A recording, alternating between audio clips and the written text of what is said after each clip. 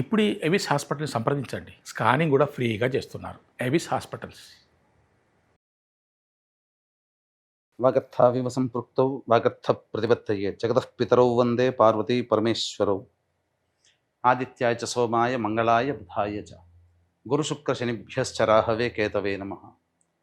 శృంగేరి జగద్గురు పీఠాధిపతులకి, కంచి పీఠాధిపతులకి నమస్కారములు తెలియచేసుకుంటూ కార్యక్రమాన్ని ప్రారంభిద్దాం. జూలై నెల 16వ తారీఖు నుంచి 31వ తారీఖు వరకు ద్వాదశ రాశుల వారికి సంబంధించినటువంటి శుభ అశుభ ఫలితాలు, ఏ రోజుల్లో మానసికంగా ఆనందంగా ఉంటారు, ఏ రోజుల్లో అసంతృప్తి ఆందోళనతో ఉంటారు, అలాగే ఏ రోజుల్లో ఖర్చులు ఎక్కువగా ఉంటాయి, ఏ రోజుల్లో ఆదాయ మార్గాలు ఎక్కువగా ఉంటాయి, ఉద్యోగ సమస్యలు, ఇలాంటి వివరాల గురించి క్లుప్తంగా తెలియజేసే ప్రయత్నం చేస్తాను. కాబట్టి వీక్షించేటువంటి ప్రేక్షకులకి చిన్న గమనిక, మీరు మీ యొక్క జన్మ నక్షత్రం ఏదైతే ఉంటుందో ఆ నక్షత్రం ప్రకారం ఉన్నటువంటి రాశినే మీరు పరిగణనలోకి తీసుకోవాలి.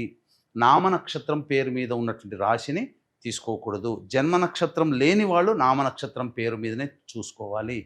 పైగా చాలామంది సన్ జొడాయిక్ సైన్ అంటే ఈ మంత్ నుంచి ఈ మంత్ మధ్యలో పుట్టినటువంటి వాళ్ళు ఒక రాశికి చెందుతారని చెప్పి సూర్యమాన సిద్ధాంతం ప్రకారం ఉంటుంది. అది ఈ చెప్పబోయేటువంటి ఫలితాలకి అది ఏమాత్రం కూడా సరిపోదు. అది విషయాన్ని గమనించుకొని చూసుకోవాలి.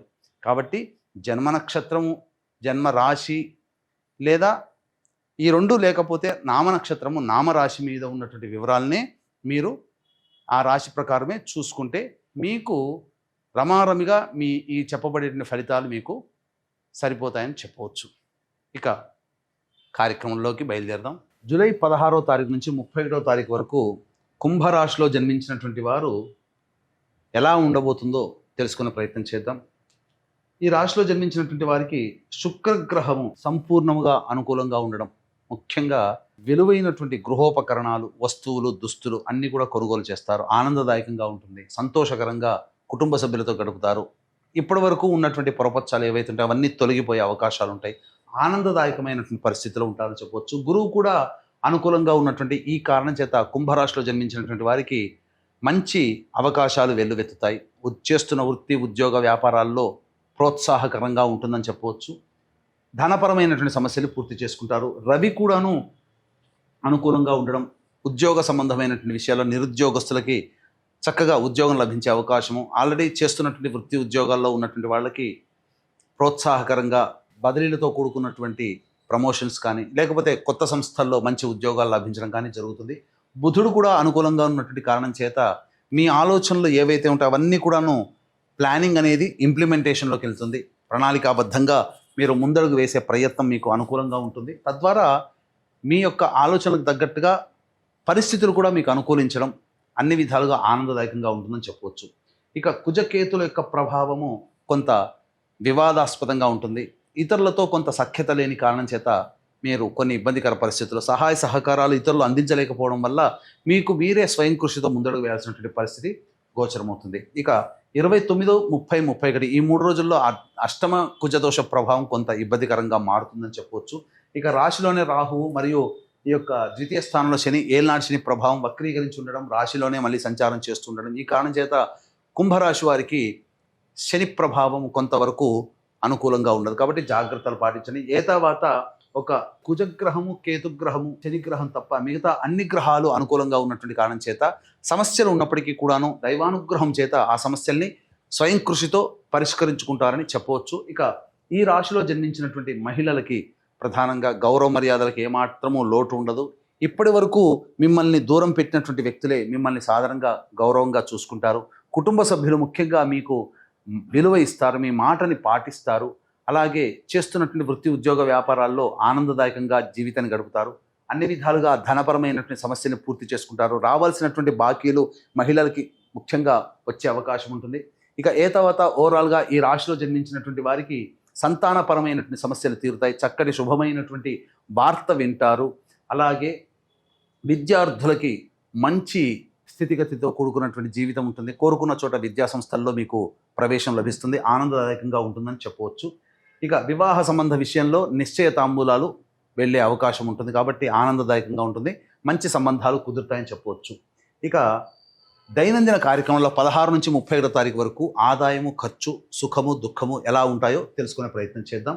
ఇక 16, 17 తారీఖుల్లో కనుక చూసుకున్నట్లయితే ఈ కుంభరాశిలో జన్మించినటువంటి వారికి మానసికమైనటువంటి ప్రశాంతత ఉండదు. ఏదో ఒక భయం వెంటాడుతుంది. కుటుంబ సభ్యులతో వాగ్వివాదాలు జరుగుతాయి.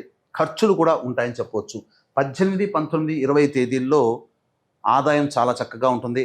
ఖర్చుకు మించిన ఆదాయం లభించడం, సమస్యలని పరిష్కరించుకోగలుగుతారు. ఎదుటి వాళ్ళ సహాయ సహకారాలతో మీ పనులన్నీ పూర్తి అవుతాయి. కొత్త వ్యక్తులు పరిచయం అవుతారని చెప్పవచ్చు. ఇక 21, 22 తారీఖుల్లో వాహనాన్ని నడిపేటప్పుడు జాగ్రత్తలు పాటించాలి. వాహన మరమ్మతులు, గృహ మరమ్మతులకి ఎక్కువగా ఖర్చులు అవుతాయి. ప్రశాంతత లేని జీవితాన్ని గడుపుతారు. సంతోషం ఉండదు. అలాగే తల్లిగారి ఆరోగ్యం పట్ల శ్రద్ధ వహించాలి. ఇక 23, 24 తేదీల్లో కనుక చూసుకున్నట్లయితే ప్రధానంగా వృధా కాలయాపన జరుగుతుంది. అన్ని అవకాశాలు దగ్గర దాకా వచ్చి వెనక్కి వెళ్ళిపోతూ ఉంటుంటాయి.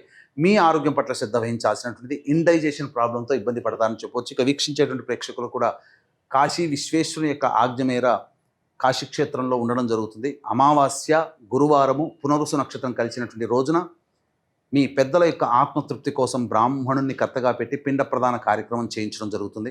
అయితే ఏ క్షేత్రంలో మీరు ఈ పిండ ప్రదానాలు చేసినా దేవతలు మీ పితృలోకానికి చేరవేస్తారు. కానీ కాశీ క్షేత్రంలో మాత్రం సాక్షాత్తు మీ పితృదేవతలు వచ్చి ఆ ఫలితాన్ని తీసుకొని వెళ్తారు. కాబట్టి ఇటువంటి అద్భుతమైన అవకాశాన్ని మిస్ చేసుకోకండి. అలాగే రాత్రిపూట నిశీ సమయంలో పుష్యమీ నక్షత్రము, గురువారము, అమావాస్య ఉన్నటువంటి ఈ రోజున జాతకరీత్యా ఉన్నటువంటి వివిధ దోషాలతో బాధపడుతున్నటువంటి, అనగా విద్య, వివాహ, ఉద్యోగ, దాంపత్య, అనారోగ్య సమస్యలతో బాధపడుతున్నటువంటి వారికి క్షేత్రపాలకురాలు అయినటువంటి వారాహి హోమము, క్షేత్రపాలకుడు అయినటువంటి కాలభైరవ హోమము మరియు ప్రత్యంగిర, బగళాముఖి, రాజశ్యామల, సుదర్శన హోమాలతో పాటుగా మేష, మిథున, కర్కాటక, సింహ, కన్య, వృశ్చిక, ధనస్సు, కుంభ, మీన రాశిలో జన్మించిన వారికి సర్వదోష నివారణ పూజల హోమాలు అనేటువంటివి చేయించడం జరుగుతుంది. గురువారం సాయంత్రంలోగా ఈ కార్యక్రమంలో నమోదు చేసుకోవచ్చు. 24వ తారీఖు సాయంత్రంలోగా. ఇక గమనించుకున్నట్లయితే 25, 26 తేదీల్లో మరియు 27, 28 ఈ తేదీల్లో ఖర్చులకి మించిన ఆదాయం లభించడం ద్వారా ఆనందంగా ఉంటారు. విందులు, వినోదాల్లో కుటుంబ సభ్యులతో పాల్గొంటారు. అన్ని విధాలుగా సంతోషంగా ఉంటుంది. మంచి శుభమైనటువంటి పరిస్థితులు కలుగుతాయని చెప్పవచ్చు.